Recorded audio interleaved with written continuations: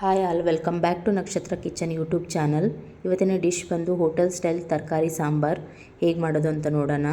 ಅದಕ್ಕೆ ಬೇಕಾಗಿರೋ ಇಂಗ್ರೀಡಿಯೆಂಟ್ಸ್: ಅರ್ಧ ಟೀ ಕಪ್ ತೊಗರಿಬೇಳೆ, ಒಂದು ಸಣ್ಣ ನಿಂಬೆಹಣ್ಣು ಗಾತ್ರದಷ್ಟು ಹುಣಸೆಹಣ್ಣು ನೆನೆಕೊಂಡು ಇಟ್ಕೊಂಡಿದ್ದೀನಿ, ಕ್ಯಾರೆಟ್, ಬೀನ್ಸ್, ಬದನೆಕಾಯಿ, ಟೊಮೆಟೊ, ಆಲೂಗಡ್ಡೆ, ಸೌತೆಕಾಯಿ, ಈರುಳ್ಳಿ.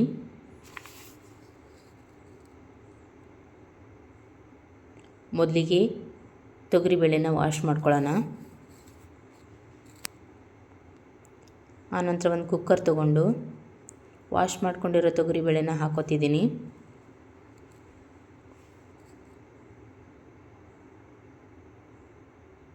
ಆನಂತರ ಕಟ್ ಮಾಡ್ಕೊಂಡಿರೋ ತರಕಾರಿಗಳೆಲ್ಲ ಹಾಕೋತಾ ಇದ್ದೀನಿ.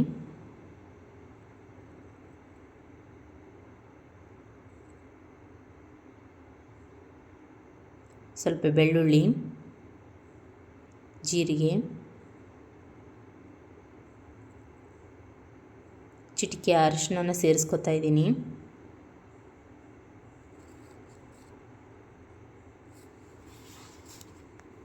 ನೀರನ್ನು ಸೇರಿಸ್ಕೊತಾ ಇದ್ದೀನಿ.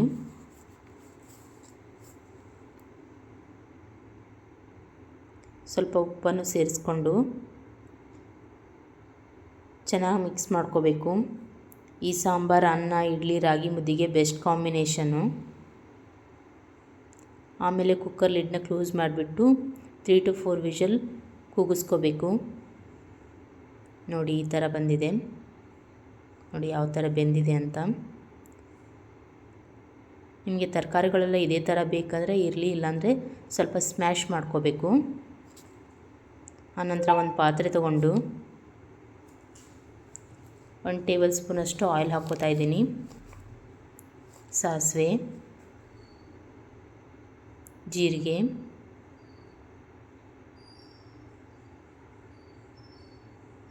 ಕಟ್ ಮಾಡ್ಕೊಂಡಿರೋ ಈರುಳ್ಳಿ,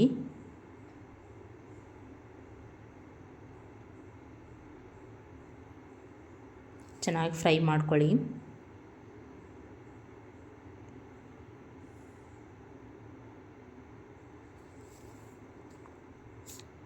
ಆನಂತರ ಇದಕ್ಕೆ ಚಿಟಿಕೆ ಅರಿಶಿನ ಸೇರಿಸ್ಕೊತಾ ಇದ್ದೀನಿ.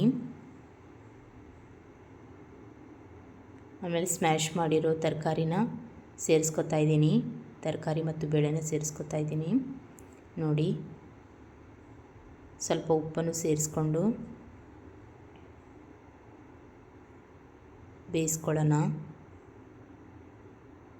ನೋಡಿ, ಅಚ್ಕಾರದ ಪುಡಿನೂ ಸೇರಿಸ್ಕೊಂಡು ನಾನಿಲ್ಲಿ 1.5 ಟೇಬಲ್ ಸ್ಪೂನಷ್ಟು ಅಚ್ಕಾರದ ಪುಡಿ ಸೇರಿಸ್ಕೊತಾ ಇದ್ದೀನಿ.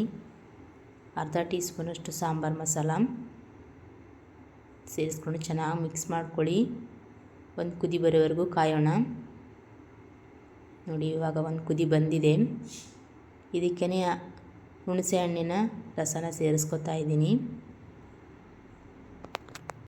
ನೋಡಿ, ಒಂದು ಕುದಿ ಬಂದಮೇಲೆ ಸಾಂಬಾರು ರೆಡಿ. ವಿಡಿಯೋ ಇಷ್ಟ ಆದರೆ ಲೈಕ್ ಮಾಡಿ, ಶೇರ್ ಮಾಡಿ, ಕಮೆಂಟ್ ಮಾಡಿ, ಸಬ್ಸ್ಕ್ರೈಬ್ ಮಾಡಿ.